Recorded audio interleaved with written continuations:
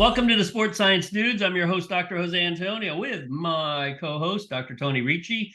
If you're a first-time listener, hit the subscribe button and like the show. We are on YouTube, Rumble, Apple Podcasts, and Spotify, so you can find us everywhere. Our special guest today is Dr. Heather Linden. She's the senior director of physical therapy for the UFC Performance Institute. Apparently, she's been there 6 years. She was one of the original people to be at the UFCPI. She manages both the Performance Institute sports medicine departments in Vegas and Las Vegas, Nevada, and Shanghai, China. You'll have to tell us about Shanghai. Recently, Heather was awarded the Trainer of the Year award at the 2022 World MMA Awards. Ooh, that's well deserved. Wow. Thank you. Thank you. Before joining UFC, Heather worked at the United States Olympic and Paralympic Committee Sports Medicine Division. Actually, she's done a lot of things. We can't possibly list it all, but we're going to list a few of them. And she was the director of the outpatient orthopedic clinic in LA. She's worked also at the Colorado Springs Olympic Training Center for over 6 years as part of the USOPC's multidisciplinary sports medicine team. Here's some more cool stuff. She was on staff for Team USA for the 2012 London Games, 2014 Sochi Olympic Games, and 2016 Rio Olympic Games. She's all over the place here. Top of the food chain. Yeah. Linden received her bachelor's degree from Virginia Tech, the Hokies. Yes. And her doctorate in physical therapy from Old Dominion University. I'm not sure what their nickname is, but the Monarchs. The what? Monarchs. Pretty good wrestling there too. They do, yes. As in the Monarch butterflies? I think it's just like a symbol of Monarchs. I'm not really sure what that means. It was that grad school experience where we don't really dive into that mascot. Okay. We're supposed to be studying. No. You stayed in Virginia the whole time for school. I did. Why? Why did you stay in Virginia? Just curious. So initially it was, I wanted a big college football environment. I was a cheerleader, so I cheered on the varsity team all through my 4 years at Virginia Tech. But I wanted that big sports environment. Also knowing I wanted to do some type of sports medicine. So that also made me want to be into a big league team. And so my brother went to Virginia Tech, kind of guided me to go there as well. And then, you know, you do that whole, I'm a resident in Virginia and get a little bit of a discount when it comes to going to grad school in state. Oh, okay. So decided I would go to the beach, live in Virginia Beach, and go to Old Dominion for grad school. Okay. Well, I have been to Virginia Beach many times because I grew up in Northern Virginia, actually Northern Virginia. Yeah, and Maryland. Virginia's a nice place. I'm still a wimp. I couldn't handle the winters. That's why I'm in Florida. It does get cold. It gets cold there. Yeah. But I did enjoy Virginia Beach. It's one of my favorite beaches, that one. And also if you go a little bit north, Ocean City, Maryland. I don't know if you went. Yes. Yeah. I mean, growing up in New Jersey, I did the whole, we went to beaches every summer, whether it was, we went to Ocean City, New Jersey, we did Seaside, all of those, and then getting down into Maryland, and then also Virginia Beach, Outer Banks, things like that as well in Florida. Well, now Tony and I live in the state which has the best beaches, I'd say, in the world, because I've been to Hawaii several times. And I concur. The beaches here are better than Hawaii. Siesta Key, particularly the Gulf beaches, yes. Yes. They are beautiful. They are beautiful. Now, Heather, you have been at the UFCPI for more than half a decade. Apparently, you love that job. So we want to know why you love that job. And when you give it up, let us know so we can put someone, that will be there and as friendly to Tony and I as you are. I mean, it would be hard to give this job up. This is definitely a pinnacle of a dream job, mostly because when I started, there was nothing that had been done before from a sports medicine department. So they gave me a blank canvas to come in here and really design everything that I thought a sports medicine clinic should be about. And from traveling with the Olympic teams and understanding how actually other interdisciplinary, multidisciplinary models work, I could take the good and the bad, figure out hey, this didn't work well, or guess what? This worked really well. How do I incorporate that and really develop all my morals, values, and philosophies and combine that into what is now our sports medicine department? Now, you're working obviously with world-class MMA athletes. a different breed than, let's say, the ones you worked with at the Olympic Training Center in Colorado Springs. So when you first start a job, you probably have at least some preconceived opinion about this is what should be done. Now, what did you learn working with world-class MMA athletes that's like, whoa, okay, they're a little different than, let's say, working with track and field or, any other sport, because they are a different group of people. Very much so. I mean, I think the biggest difference that I learned initially right off the bat was, coming from these other sports, they had almost feeder programs, right? They had collegiate high school athletics, collegiate athletics that kind of sculpted what their journeys look like. They understood how a dietitian, how sports medicine, how strength and conditioning kind of intermingled. And maybe it wasn't at the highest professional level, but it was, departmentally. I mean, I remember in even high school athletics, we had to do S&C a few days. We had to work on diet and things like that. So I think the biggest difference was coming here, this athlete population really didn't have any groundwork laid about how an interdisciplinary or how science could possibly even be a part culturally and from an evidence standpoint on what we see statistic wise, how these athletes win, what their journeys look like. So I think that was the biggest difference coming into this population, is realizing someone maybe never even did a rehab from an injury. They might have just brushed it off, threw some dirt on it and kept going. Or they have never really, one-on-one worked with a sports dietitian or a strength and conditioning. And then to put that interdisciplinary model for these athletes together and see if it would actually stick and they would actually use us was a huge, ground-taking feat that we were excited about. And on top of that, just quickly, Heather, you have not only, and I've noted, I had done performance training, and you're coming from different disciplines, boxing, kickboxing, wrestling, who probably wrestling was most familiar because at the collegiate level, they had the infrastructure that you said, right? Yep. But boxing, kickboxing, a bunch of sole proprietors, pure jiu-jitsu experts, the same. But then you have to even look at which is amazing how you've done this so well. You're not just integrating athletes with all different types of backgrounds or lack of knowledge, but the international flavor, where some of this stuff is extremely foreign, right, to what you integrated and maybe never even seen before, moreover used on a consistent basis. I mean, there's such cultural norms and cultural factors that play in with these athletes. I mean, especially having that second facility in China. And then, right now I'm interviewing for the third facility in Mexico. So like culturally wise, even medicine, Eastern versus Western medicine, how to meet in that middle ground, because they might go to a physician in China that says, I had an athlete once go and have a small staph infection, and literally they gave them hot tea to drink. And I was like, not that I'm not it's good. That there is a lot of Chinese medicine that's amazing, but this athlete had a fight in 2 weeks. I need to make sure that infection doesn't play its course, and I can stop it, halt it, and get that athlete to perform at his optimal level. So like, you really have to mix that like cultural difference. And like you said, Tony, the athletes are a global population. They are found all over the world. So it's really, unique experience having those different components and people with different cultures and different journeys. Right. Now you mentioned Shanghai, and China's an interesting, there's something interesting about it because they have a culture of martial arts that, predates the United States. It goes back thousands of years. And I've always wondered how the UFC fits within the Chinese culture, because there's a Chinese mixed martial artist who's dedicated his life to exposing what he calls fake Chinese martial arts. And obviously he's frowned upon by the government, which is never a good thing in China. And so how does that work with the fact that obviously with the UFC being there, it clashes with traditional Chinese martial arts. So how does that work? So, I mean, I think that actually plays a big role why we're there, because there is that huge clash and it's trying to bridge the gap. So, UFC is such a huge entity in the sense of they are constantly doing like statistics, analytics of who watches, what people are following the journeys, how do we get more viewers? And seriously, China was such an untapped market for us.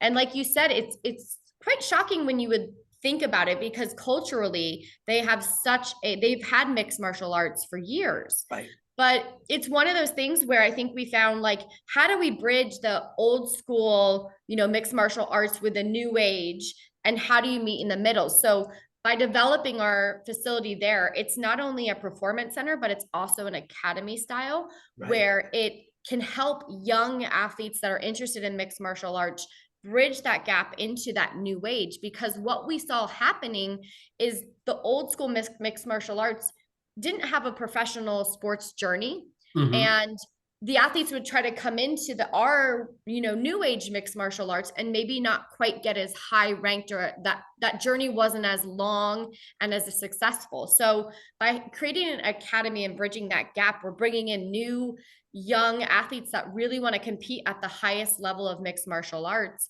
and we're giving them a facility that has all the components to to hopefully help them and assist that interest and spark a little bit more of that bridged gap. Wait, so no, this is fascinating. Sorry, Tony, because go. If you go back to the 1960s and 70s, when Bruce Lee he wanted to teach, at the time he called it Kung Fu, he changed it to Jeet Kune Do. But when he wanted to teach non-Chinese students the art, he got a lot of backlash from Chinese citizens or Chinese citizens living in the US. Yes.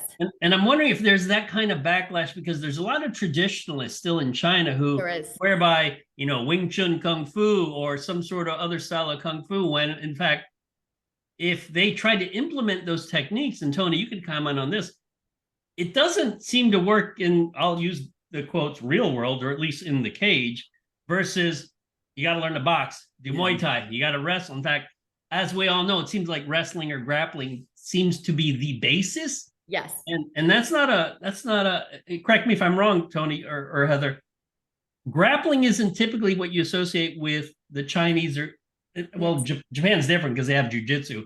And judo, yeah. Yeah, but in China, you don't typically think of grappling arts. No, you don't. But I think one thing we know this about China that exceeds everything, they love sport and they love being at the top of sport. Like, I know from traveling with the Olympics, like, they hold their athletes at a level that I think us in the US can't even understand. I mean, working with Chinese athletes before, if they are successful in sport, their life is completely taken care of and supported, and they are put on a pedestal for their entire lifespan. Where in the US, we put our athletes on a pedestal for that short period of longevity in sport. And then a lot of times we forget about them. In a culture like China, they put them on that pedestal and they remember their entire life they are held there until, they're passing. So it's like, I think that we know, and I think that's what really incentivizes us to be a part of trying to bring that up, because they love sport. So if we have now a new age sport that is probably the fastest growing sport that we've seen in a long time, I think there definitely has a lot of interest in that culture to be a part of it and not be behind. Yeah, these are brilliant points and things I've never given thought to. And I've only worked with a handful of young Chinese fighters, people from China. And I have to tell you, some of I mean, highly appreciative of very much wanting to absorb, right? Yes. Like, actually very encouraging. Yes. Very appreciative and open to learning interpretation. And really, I wish I could get everybody to have been as consistent with anything we suggested as they were. They were really great athletes. Absolutely. Yep. Now, you said there's one Performance Institute that will open in Mexico? Yes. So we should be opening in October, November. And that again will be a UFC Performance Institute with an academy inside of it. So we will have 20 to 25 athletes there as well, developing young athletes and talent to really bridge that gap. Now, I find that fascinating, mainly because if you remove a lot of the fighters from the United States, the rest, a lot of them come from Brazil. And I would have thought Brazil would be a logical choice. But this is more of a business question. I don't know if it's one that you would address, but why not Brazil versus Mexico? That's a great question. I can tell you this. My second year here, I was down in Brazil for covering an event. And they asked me to go check out 3 facilities to build a performance institute out of. One was some of the old Olympic, for the Rio Olympics, some of the buildings that we made. Unfortunately, a lot of them have started to, fade and degrade and stuff. So they had me go and look at 3 various facilities where we were thinking of building a facility in Brazil. Now, something that a lot of people don't know is the government in Brazil is very volatile. They can override someone and get them out. And if a new person comes in, they literally could take the entire property that we built away from us, and there's no grounds on us keeping it. So the problem when we started looking into the government and looking into building a facility there, they were so pro having us there, but then they were like, well, if we overthrow this guy tomorrow, the new guy can take everything and it's his property and there's nothing you can do about it. So, how are you going to invest millions in a facility and in a blink of a second, somehow that facility could be gone and you have no grounds to be on? That would be, that would be like the next election cycle, Tony. If your guy loses, I'm taking your house. Exactly, right? Could you imagine? We're getting close to that here. But here's the good news. The UFCPI will stay intact, and we're all happy about that. So, question, Heather, just a quick question. What might a young candidate look like? So what age are they starting at the academy? How are they recruited from previous sports, or what are some of the criteria that may get these young athletes to enter the academy? So what we do is they have to be 18 years of age. So they're 18 and older. They are not professional. They're amateur fighters or mixed martial artists of some type. They actually go through a combine similar to like an NFL combine, where each department has set standards of we start from sports medicine, look at injury, what previous injuries they've had, what medical background, obviously CTs of the brain, hearts, EKGs, things like that, just to make sure they first fit the initial criteria. Then we go into strength, power, all of our strength and conditioning, tier 1 diagnostics, into our nutrition diagnostics to see if they're in appropriate weight classes. So pretty much we go head to toe, a week-long combine. We rank them, they get scores. It's actually quite a whole process that we've developed. And then from there, the top 20 to 25, depending. We also have Forrest and some of the coaches that work with us looking at, usually they're amateur fighters that are trying to make it up into the system. And this gives them a good way to have a little bit of a lower level. In US, we have other promotions that athletes sometimes come up through that feed into UFC. They don't really have that in other countries. So this creates that a little bit more. It's a pretty thorough process that we've developed, but obviously there's a lot to still learn from it, right? Like we've had some good successes, obviously with COVID, the Shanghai facility almost shut. It's only been open for 4 years, and it was like 18 months that was closed because of all the rules and regulations in China during COVID. So we're just getting the ground running again on it. Yeah, and just quickly, I'll let Joey roll on his question, but I would like everyone to know this has been established. Like the work you guys have done, really, because I've known Duncan, and look, we collaborate with you now, as you know, and you all the time. Our university. All of this has been established in an incredibly short period of time, and particularly what you're saying here too, regards to COVID, but the combine, the testing metrics and everything you've designed. It's really, really impressive, everyone. Even the UFCPI here. I mean, 6 years old is not old. No. And what has been established is really, it's impressive. It's wonderful work, and it continues to advance every time I go out there. So good job to all of you. Thank you so much. Challenging. I'm interested in this combine. So when I hear the combine, I think of the NFL combine, 40-yard dash, vertical jump, broad jump. Do they do tests like that? And if they do, what are they? Because I'm curious as to what an MMA combine would involve. So when it comes to obviously we start with the medical, we do also like the DEXA, the metabolic efficiencies, all those tests that we would do with a UFC athlete.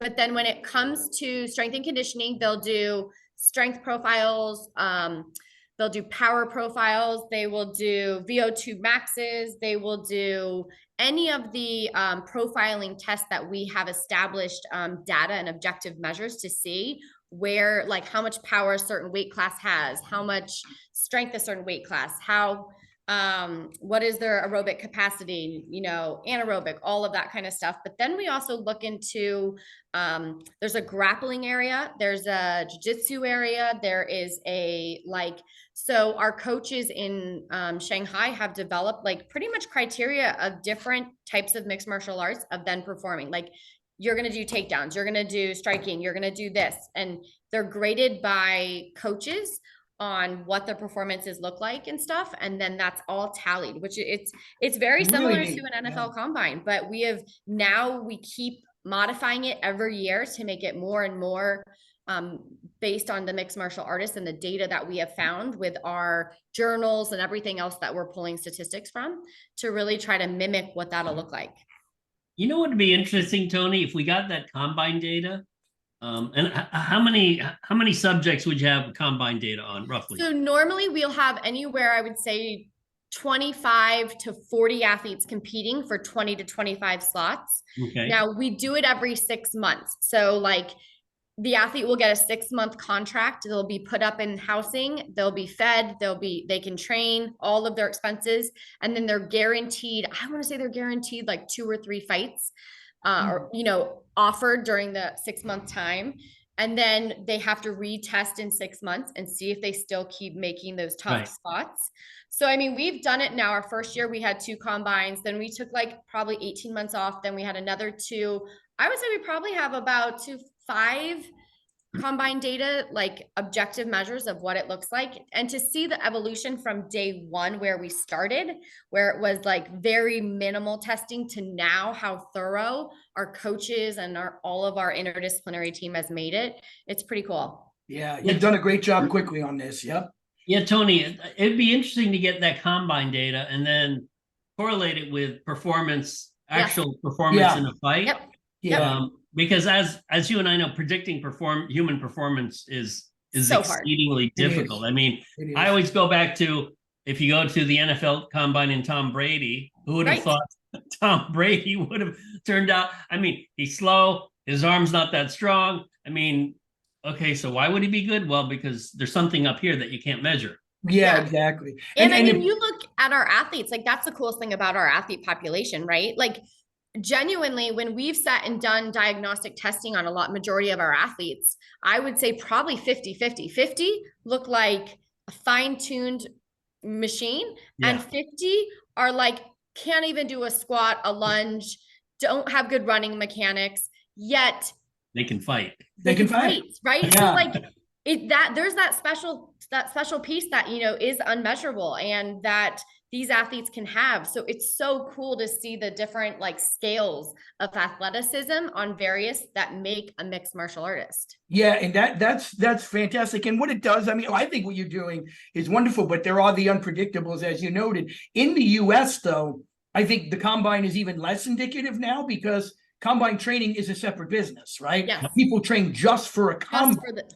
Right. And they excel at that combine, and that may have little carryover to the skills. But I think in due time, we'll be able to see that. Yeah. You know, with all the data you're putting together, is there a correlation between combine performance and fighting? And we track that. So we track what their fight is, like how many wins, how many losses, how many to see. And like we set goals, like every year we have to set goals. Like we want 80% to make it to here, or 3 out of the combine get contracts into the UFC. Like those are performance goals that our staff has to live up to in order to keep those going. That's great.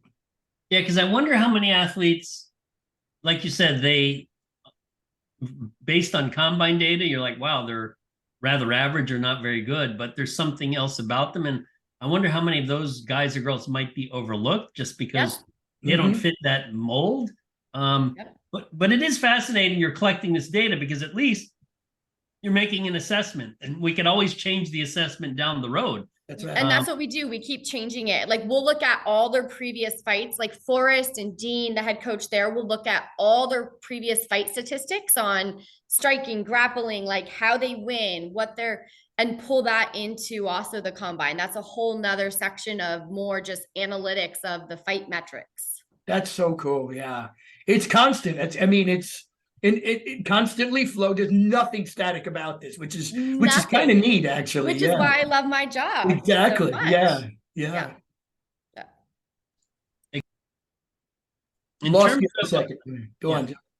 in terms of what fighters get injured from, is there a difference when you're dealing with individuals who come from a grappling background versus a striking background? 100%. I mean, it's so almost textbook now in my eyes as a sports medicine clinician. Like when we have our grappling athletes, I am seeing a lot of those cervical disc herniation, lumbar disc herniation, especially if they're a more wrestling grappling. If they're more jiu-jitsu, I'm seeing more of those ligament sprains, right? Grade 1, grade 2, little ligament injuries, especially knee, ankle, elbow, things like that if they're more jiu-jitsu. And then our strikers are very similar to the boxing capacity. And that's really what led me in this job, is that I had worked with Olympic boxers, Olympic taekwondo, Olympic judo, Olympic wrestling. And when I first came over to UFC, I remember them being like, "Are you interested in the UFC?" And I was like, "I know nothing about the UFC." And they literally laughed at me and they were like, "You actually do, because you work with all these athletes." I mean, it's funny now because like a Kamara Usman was my athlete, Tatiana, DC, Henry Cejudo. Those were all the athletes I worked with back in the day at the Olympics. Awesome. And then to see them so successful and their journeys here now in MMA it's incredible how much that carries over in the different transitions of mixed martial artists and how they become one whole athlete. I mean, that's really cool. You worked with Olympic level wrestlers and you weren't even realizing that you're working with fighters because we call it wrestling. Yeah, exactly. Now, what's harder, wrestling or boxing, Heather? I think wrestling by far has the most injury rates. We see them quite frequently. I would just say, I think wrestling is harder to learn from knowing what I've known from the wrestling Olympic journeys, because I also worked with Olympic boxers a lot. And I still work on the side professionally with a lot of my Olympic boxers from back in the day, because now they're all adults and making it professionally. So I'll go in on the weekends and help them out or see them privately as clients. But I would definitely say, if I just want to look at the injury rates, I have way more injuries in wrestling, which leads me to believe that would be more intense and just more injury prone. So I'm going to say that's a little bit of a harder skill to really master.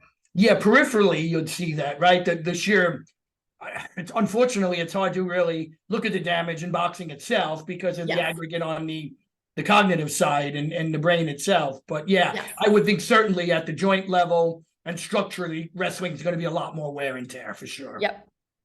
And I mean, I just see now our guys that are getting older that were more wrestling dominant. I mean, they're a little bit of a mess sometimes. They're banged up. Yeah. There's a lot of surgeries going on those. Yeah. There is. There definitely. Now, without mentioning names, could you give an example of an athlete you worked with? You started sort of, I guess you could mold them based on information you're teaching them, and how they progressed, in terms of, how they performed in a fight, et cetera, et cetera. I actually have a really cool example of this. So we had a light heavyweight guy come in because just literally wasn't having the luck with knockouts really. Came in, did our tier 1 diagnostics across the board. We did realize that he was an appropriate size for that weight class. He really could possibly go down, but he would lose a lot of muscle mass to go down to a lower weight class. But when we started looking at all his diagnostics, he had a previous history of a shoulder injury. So a shoulder labrum, which, would rear its head whenever he was in fight camp when his training loads went up. So we first started with like a rehab program that we incorporated into his warm-ups. Then what we realized is when we did his strength testing, he was like top 5% strongest in his weight class. But when we did his power diagnostics, he was bottom 10%. So like the man was strong, but could not take the strength and turn it into power. We got with his strength and conditioning team in Europe and literally reprogrammed all of his strength and conditioning to focus on more of that power generation. We also got with them and gave them like, hey, these are the exercises that are going to prevent that shoulder from being injured. We're going to add these in his rest breaks, or some of them in his warm up before he would train. Nutrition wise, we wanted to keep him fueling to keep the muscle mass that he was doing. And then eventually his next 3 fights, I think 2 were knockouts and 1 was submission after that. So like, yes, we have a sport that's the wild, wild west, but we also like, we are seeing now that objective data can lead, you know, like one thing we pride ourselves here at the UFC Performance Institute, we're not technical coaches. I'm not going to give you any information that's going to make you win that fight. I'm going to keep you healthy. We're going to look objectively. Like the coolest thing about our sports and the coolest thing about us is we want to share that objective data. So like if as a coach you come in, it's like, hey, this is what we have to work with. And the coaches were like, hey, we want him to have more power. So guess what? That's something that you can train, you know? So like we now can take objective measures and help those athletes maybe where the coaches see the weaknesses, or where the coach is like, hey, I see this all the time. We can say, well, let's do some objective data and see if any of this matches, and can give you a reason why. Now, it doesn't always have the perfect story, right? We know this in science, we know this, but you know, at least we can start to say, here's things to work on. Here's what we see. And I think that's really what we stand for, and how we have evolved over these 6 years to realize, you know, I love when athletes are like, I don't want to be a data point, but like, sometimes data can make you a better athlete, or can Absolutely, healthier, or can, you know, keep more longevity of a career. So I think now athletes are a little bit more understanding and do want to know what they can be better at, because that's how you're a better athlete, if you know where your weaknesses are. That data is so, look, and I've said for years too, Heather, that all fighters need the same qualities, but they don't possess those qualities equally, right? And that is a perfect example. Some people, you know, grip strength, super strong, but the neural drive, the velocity at which that nervous system drives, the rate coding, it just isn't there. And the concept of power is actually foreign to them. Snap, speed, explosion. I've seen it in many athletes where they don't quite even get what you're saying. But that data point is wonderful, because now you can really take the quality that is evident and now work on those that don't test as high or are being manifested in the cage as you did. That's brilliant information. And it's nice when the skill coaches are receptive to that. And I think the youngest skill coaches are. The old timers probably a little less, but I would imagine more and more are becoming open to everything you provide now. You know, I get the question from athletes all the time, like, what do you think makes a good coach? And I'm like, first off, like, I know nothing about technical training. There's nothing about me that can tell you more than a coach knows in technical training. However, I can tell you the athletes that are starting to really take off in this sport are athletes that have very open-minded coaches that are like, hey, Heather, I want to rack your brain. What do I need to do for this? Like the ones that just are taking what they know and that old school, meshing it with new school. And then I'm just seeing those athletes shine way more than some of the other athletes. And it makes me really happy to see them embrace you guys, because I'm biased in how valuable it is, but it's great to see. Yeah. Like you, Heather, I'm not an expert in this. I'm actually a fan. I mean, I remember watching UFC back when Royce Gracie fought Chemo and was pulling Chemo's hair and somehow beat Chemo. Now, what I find interesting is a lot of aspects of mixed martial arts are, I would call it's trainable. Wrestling might be harder to learn than boxing, but it's all trainable. Now, the one thing that I've always found fascinating, and Tony, you can comment on this too, is that there's just some guys who have knockout power. They just have it. And there are other guys who, for whatever reason, never have it. Nope. But Tony, you and I know, Heather, we know everything is trainable. If you can increase power output of a punch, you should be able to have knockout ability. Yet, when I watch fights, it's like, okay, I know he's got or she's got knockout power. He doesn't, so he has to be more technical. Maybe he has to rely on grappling. Why? I guess the question is, how come there's only a few guys or girls who are like Anthony Rumble Johnson? He has that fist, explosive fist, whereas others, it's I mean, Tony, isn't that trainable? Yet we don't I mean, I think it's trainable, but there's also a genetic factor in everything we look at, right? And I mean, also the other factors that I think don't take it. I'm thinking in my head already so many examples that I would love to spill, but like I know, for example, an athlete that that I've heard people say, oh, he doesn't have knockout power. I also know that athlete has had surgeries on his wrist and shoulder and like elbow, and like his history is, I'm like, I don't think his wrist could tolerate knockout power. Right. So there's a natural inhibition in that striking going on that nobody's cognizant But he's an exceptional grappler. And that's how he's had to manifest and mold and morph as an athlete to say, here is what I got to work with. How do I become best in class? Right. And and some of these genetic things are fascinating because I stay up at night thinking about them. Right.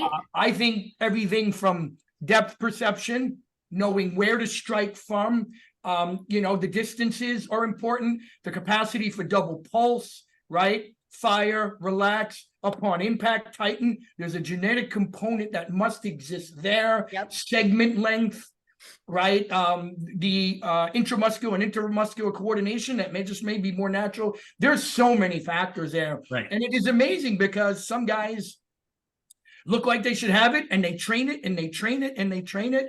And yeah, they can't knock over a milk carton, but they could punch you 400 times in a round, right? Yes. Yes. You got to work with your assets. I mean, we all know this, right? Yeah. Or they can punch a hole in the Hoover Dam, but they can only do it once. And one time. Yep. But there's got to, it'll be wonderful to look at, Stu Phillips looked, of course, at the, Stu McGill, not Phillips. Yep.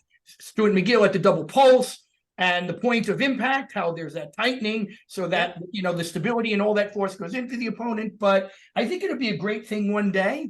Maybe we can all collaborate and try to find out what the heck does that really mean. I agree. Yeah. I agree.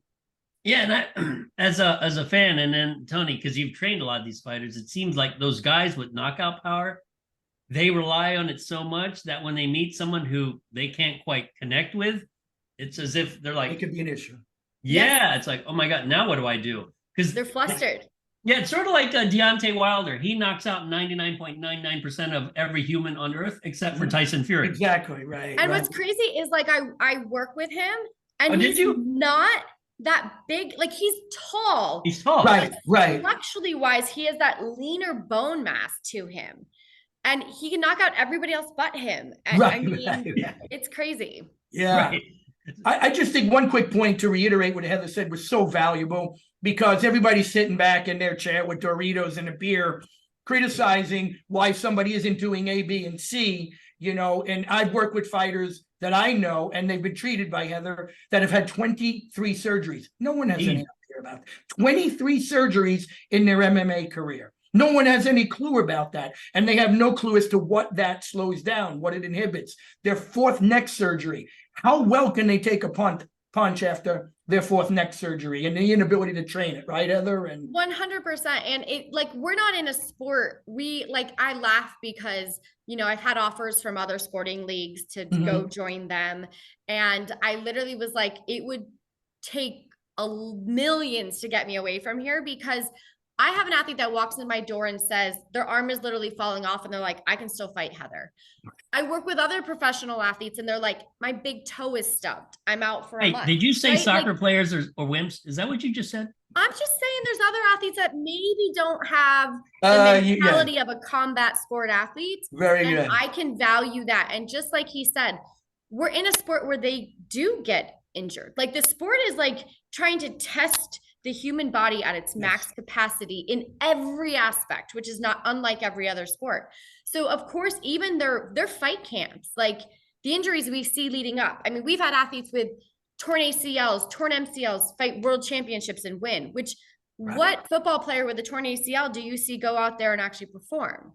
I mean, right now, baseball, I think we have almost 10 athletes in the top 10 without ACLs. That's unheard of. That's phenomenal. It's phenomenal. Like I have an athlete right now going, like, of course, every physician is like, oh, well, you need surgery, your ACL's torn. I can't break him. He is better on his involved side than his uninvolved side. So like, look at the longevity of the careers. It's crazy what we get to see here. I would imagine, but hey, listen, with you guys there and your team, they can get a couple extra years out of their career with you guys there. Because I know sure. what y'all do, and you know, I've had a lot, you know, I was with Sarah Longo a long time, and anyone who ever saw you raved, you know, and how much it helped. So it's really it's so valuable, and it makes me happy to see the world, because this is why I'm always promoting you guys, because I don't think enough people know just what you do. I really don't. And how good of a job it is, and how hard Duncan works, and you, and what Charles is doing now. So not only are the products incredible, but the efforts are unsurpassed. It's not easy. I think when you put a bunch of nerds together that love their job, Yeah. like it just makes your day so much fun, right? Good And results, we yeah. genuinely like want to see the evolution of this sport and carry over to other sports. Like, let me be honest, like, you know, I can't tell you how many NFL players, NBA players right now that we're seeing on the side that are like, the UFC fighters have it so, like, what you guys have developed is stuff that we don't even develop at these higher organizations that have been around. So like, to continue to learn and share and put those egos aside. I mean, I always say this is there's way too many athletes in this world to see and treat. I don't want them all. Share, combine with smart people, understand what we can do better for athletes as a whole, and then evolve the MMA world as much as we can. That's awesome. Do you think MMA will ever be an Olympic sport? I actually do. Yeah, I do. Ugh, I'm worried they'll destroy it, though. Nothing against the IOC. You know, I mean, if we're going to put 16-ounce gloves on, a football helmet, and that would be the biggest limitation. Is it would I don't want to say destroy it, but change it. Yes, they would put a lot of rules and regulations. Yeah, for sure. yeah. well, that's true. Yeah, I mean, yeah, the IOC is notorious for that. I guess technically you don't need an Olympics. It's not like track and field where no one pays attention until it's every 4 years. Right. You know, I mean, the UFC is such a big organization, I think, but it would be interesting. I mean, you know, once you get a gold medal, it's just one of those things like, wow, you got a gold medal. It sort of supersedes everything, I guess. Maybe, I don't know. But I think it supersedes everywhere else in this world, but here in the US. Like, I mean, I remember working with a gold medal. I remember one of my gold medalists, one or two of them literally saying to me, like, I won my gold medal, and then I went to go buy a house, and they're like, well, you have no credit. You've never worked a day in your life. No way. And I was like, that America? He's a gold medalist. You know, he's going to do everything to like be able to afford that house. The man has devoted 18 years of his life for, let's be real. You get a gold medal, it's $25,000. That's what what they pay them. $25,000. Now the NGBs pay them more, but like the US Olympic Committee gives them $25,000 for a gold medal. Wow. Take taxes out of that. They're probably walking home with $14,000, and they just did 20 years of their whole life devoted to that sport. And we're like, see you later. Good job. Yeah. So they didn't make $1 an hour. They paid $3 an hour to get that gold medal. To get that gold medal. 25 grand. Yeah. It's like a graduate student stipend. Yeah. I'm not going to say I'm still paying my student loans. So. Now, you worked at the Olympic Training Center. I have a question about what were your favorite sports to work with? I'm sure the personality is a lot different when you're dealing with, you know, high-level athletes. So who did you like working with at the Olympic Training Center? I mean, I think the banter between my wrestlers and myself were definitely my favorite. Really, wrestlers? Would give it to back and forth. I would say figure skating was one of those that shocked me, that I like became mesmerized when I went. Like, they assigned me to the figure skaters right before the Sochi Olympics, and I was like, wow, I have a new like praise and honor. But I mean, even I was the youth winter Olympic director, and I had to cover curling, and never in a million years did I think, as a medical person, I was like, yeah, curling. I enjoyed it. I understood their injuries. I understood what they had to do. Did you say their injuries? Yeah. So you know what's crazy? In curling, they have one shoe that has a slider on it and one that has a brake. So the entire time they're going, they're pretty much on a single leg stance. And then they just tap their brake side to slow down when they're getting near what they're trying, which, like, holding a single, and their bouts are like an hour or so. So single leg stance for an hour or something, and tell me why you might not it's that long. Wow. Yeah. So it's like things like that you never would think of. So like, if I want to say my favorite sport to work with, man, I worked with 52 sports working for the Olympics. And Wow, is that many? That's Mhm. amazing. Did you ever And work with synchronized swimming? I did. I had to cover them at the London Olympics. I had to cover modern pentathlon. I had to be at wrestling, boxing, swimming, gymnastics. Okay, we all make fun of synchronized swimming, but it must be hard as hell. It's got to be hard as hell. But how do you have a sport that they wear gel in their hair or gelatin and then they go do all this crazy? I mean, sports are crazy. And I mean, the Olympics gives you a taste of everything because like in that Olympic world, Pan Ams, Para-Pan Ams, Olympic, Paralympic, I mean, you see sports that you would have never realized. And I got to work with all of them, which was such an honor. But yeah, I feel so fortunate to be able to see how every sport has its unique characteristics. And I think that really carried over well to MMA because each MMA artist has very unique individual characteristics. Right. So I can really relate to that, I think, pretty well. And it's so multidisciplinary too. And you knowing just the mechanics, the associated injuries of every different sport, really, it probably gives you a global insight. It's very valuable in MMA for sure. Yeah. Yeah. Now, one just thing here's a bit of good news, and this is going to be great for your future. Am I right in them saying, because I read some data, like around 2030, other than football/soccer, MMA is projected to be the second biggest sport in the world, worldwide. It is. It is. Isn't that amazing? Isn't that amazing? I mean, even I think when I was in the Olympic world, I didn't really know much about MMA. And I can say, like, anytime I go out and people ask me what I do, if I say anything about UFC, everybody's talking about it. Yeah. Oh, I watched this. Yeah. I mean, I think it helps that we don't have an off season and there's 44 events out of the year. Yep. So like you can be on a Saturday, what am I going to do? There's usually some kind of MMA or some kind of promotion on. So I definitely think it's on an upward slope. And I think it's exceptionally growing. Like I'm excited to see 10 years from now where this sport is. Right. Yeah. Yeah. I can only see soccer/football paralleling it because that has a 50-year history of the world's largest sport. But and what you all are doing so well is, I mean, you know, the international competitions, the different venues. And look, it can't hurt to get a champion from a new country every other year and bring in a whole new pool of fans and And I mean, I know UFC knows what they're doing. There's a reason we went to China. We had Wei Li. We just had Alexa Grasso, Brandon Moreno. Like Mexico's a melting pot. Like whoever's upstairs making decisions, they make some good decisions. They're good. They're sharp with that. Yep. But they definitely have, you know, the avenue to grow globally. And I think what makes it so unique is on one fight card, you can have an athlete from almost every region globally around the world, which you know, otherwise normal other sports, it's this team, you know, maybe Team USA versus England, you know what I mean? It's not England, USA, China, everybody on the map in one event. Yeah. And that's what I love about it, because people in America could completely be rooting from somebody from Dagestan against an American. But it makes the sport so exciting for that reason, you know? That is true. Yeah.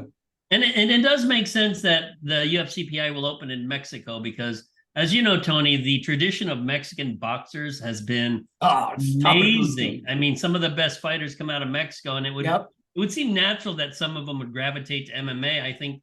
Although, like in the United States, we have college wrestling as a feeder system. In Mexico, they don't really, I assume they don't have that. They don't. And that's why they're building a PI there, because there's that, like we said, a lot of, if you look at our top athletes, they're very well diverse in all the mixed martial arts. But what does seem to play lead is when someone's a very good grappler, you know, that definitely adds to that benefit. And because you know, Mexico doesn't have those wrestling programs, and that's a component that we kind of feel is missing.